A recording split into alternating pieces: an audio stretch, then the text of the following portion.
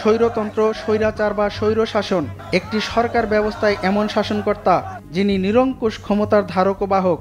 আর এই ধরনের শাসনকর্তাকে বলা হয়ে থাকে স্বৈরশাসক, যিনি দেশের জনগণ, সংবিধান, আইনের রীতিনীতি অগ্রাহ্য করে জোর করে ক্ষমতায় অধিষ্ঠ থাকেন এবং রাষ্ট্রীয় প্রতিষ্ঠানগুলোকে তার অধীনস্থ করে রাখেন। তবে কিছু প্রকারের রাজতন্ত্র এবং সকল প্রকারের একনায়কতন্ত্র এই স্বৈরশাসনের অন্তর্ভুক্ত। গণতন্ত্র এবং সামন্তবাদের সঙ্গে একে তুলনা করা হয়। এবার তেমনি শাসনতন্ত্রের কথা মনে করিয়ে দিলেন জাতিসংঘ। জাতিসংঘের মানবাধিকার বিষয়ক প্রধান ভলকার টার্ক সোমবার সতর্ক করে বলেছেন, আবার স্বৈর শাসকদের যুগ ফিরে আসতে পারে।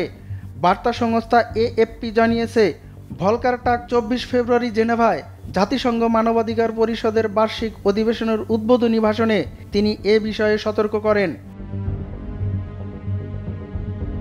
উক্ত অধিবেশনে টার্ক আরও বলেন, বিশ্ব এখন খুবই বিপজ্জনক এক অবস্থার মধ্যে রয়েছে, যেখানে স্বৈরাচাররা কর্তৃত্ব বিস্তার করছে, বিশ্বব্যাপী মানবাধিকার দমন করা হচ্ছে, তাদের জন্য বিশ্ব মানবাধিকার আজ লুণ্ঠিত। তিনি মানবাধিকার লুণ্ঠিত বিষয়ে নির্দিষ্ট কোনো দেশের নাম উল্লেখ করেননি। তবে বর্তমান বিশ্ব পরিস্থিতি যেমন রাশিয়া ইউক্রেন যুদ্ধ, ইসরায়েল ফিলিস্তিনি যুদ্ধ, যুক্তরাষ্ট্রের রাজনৈতিক পরিবর্তন ও চীনের প্রভাব বিস্তারের সঙ্গে তার মন্তব্য সম্পর্কিত বলে মনে করা হচ্ছে। বাদ যায়নি ভারতের প্রভাবের কথাও। উক্ত অধিবেশনে জাতিসংঘ মহাসচিব অ্যান্তোনিও গুতেরেস বলেন, একটির পর একটি মানবাধিকার খর্ব করা হচ্ছে, কারণ শাসকরা জনগণের ক্ষমতায়নকে ভয় পায়।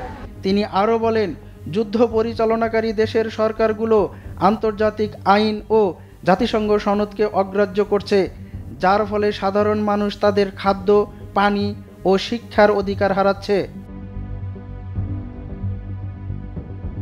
ভলকার টার্ক আরও জানান, বিশ্বজুড়ে মানবাধিকার রক্ষার ঐক্যবদ্ধ প্রচেষ্টা এখন সংকুচিত।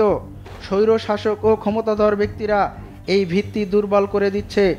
বর্তমানে একনায়কতান্ত্রিক সরকারগুলো বিশ্বের মোট অর্থনীতির 1/3 নিয়ন্ত্রণ করছে, যা 30 বছর আগের তুলনায় দ্বিগুণ।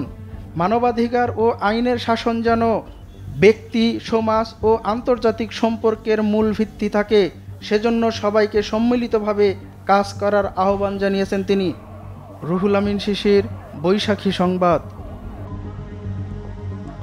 মইনুল ভাই, এদিকে আসেন ভাই।